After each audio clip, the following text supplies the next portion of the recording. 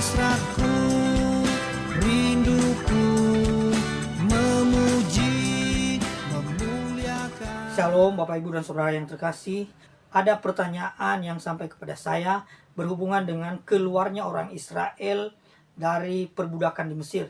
Apakah dibenarkan orang-orang Israel merampasi orang-orang Mesir?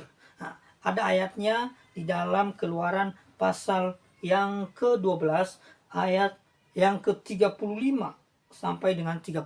Demikian firman Tuhan.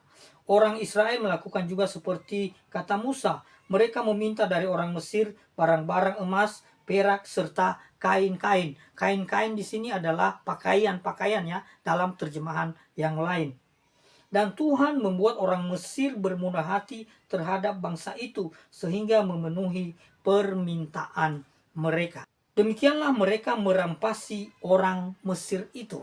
Nah, pertanyaannya, mengapa Allah membenarkan? Bahkan Tuhan menyuruh melalui Musa bahwa mereka meminta barang-barang itu disebut sebagai merampasi orang Mesir itu.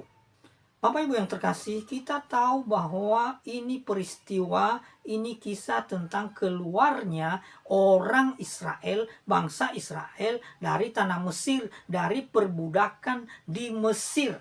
Nah, berhubungan dengan budaya timur pada masa itu, sudah bisa dipercaya bahwa tiap-tiap ada orang yang akan datang ke suatu tempat, ke rumah orang lain, ke rumah kerabat, ke rumah saudara, biasanya mereka membawa hadiah-hadiah atau barang-barang tertentu. Dan ketika nanti mereka pulang, mereka akan meminta juga barang-barang dari pemilik rumah.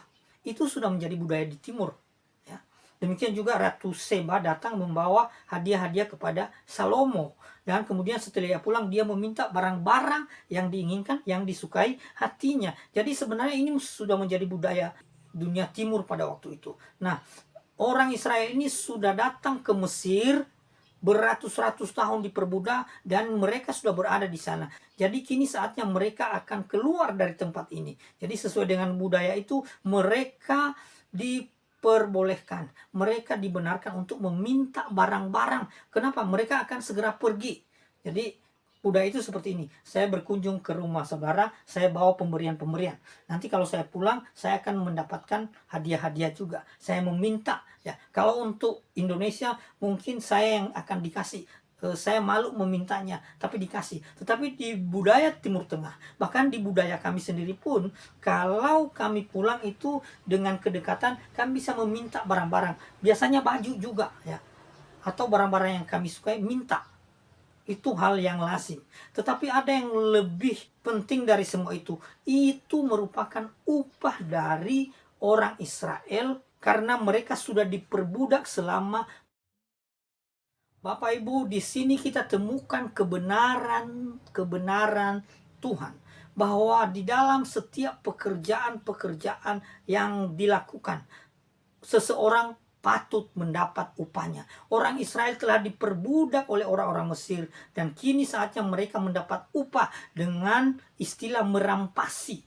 Ya, sebenarnya mereka meminta mendapatkan upah, lalu mereka pergi karena mereka sudah diperbudak. Demikian kita menemukan kebenaran Allah ini. Dia membenarkan, bahkan dia memerintahkan upah bagi orang yang sudah bekerja. Ini untuk hal-hal sekuler. Ini untuk hal-hal duniawi, apalagi untuk hal-hal rohania. Disebutkan bahwa jeripayahmu di dalam Tuhan tidaklah sia-sia. Apa maksudnya? Bahwa kalau kita sudah bekerja bagi Tuhan, kita sudah melakukan hal-hal yang menjadi kehendaknya, tidaklah sia-sia. Ada upah yang Tuhan siapkan bagi kita. Jadi jangan takut, jangan ragu, tetaplah rajin melakukan pekerjaan-pekerjaan bagi ladang Tuhan. Menyembah Dia, memuliakan Dia, melayani orang lain. Itu adalah pekerjaan bagi Tuhan. Dan ada upah yang Tuhan siapkan. Baik untuk masa kini, lebih-lebih untuk masa yang akan datang. Bapak Ibu percaya atau tidak, ini kebenaran Tuhan. Ini kebenaran mutlak yang tidak bisa dibantah. Bahwa pekerjaan kita dalam Tuhan tidaklah sia-sia. Tuhan memperhitungkan baik untuk masa kini, berkat-berkat untuk masa kini, maupun berkat-berkat surgawi sebagai mahkota, sebagai upah kelak di surga yang Tuhan sudah siapkan bagi kita dari pekerjaan yang kita lakukan saat ini. Jadi apakah dibenarkan orang Israel merampasi orang Mesir? Itu dibenarkan berdasarkan kebenaran Tuhan. Apalagi hal-hal rohania. Mari kita terus melakukan pekerjaan Tuhan. Kelak kita mendapat upah. Dan di dunia ini pun Tuhan memberkati kita. Biarlah hal ini menjadi gaya hidup kita. Haleluya. Amin. Hidup hasratku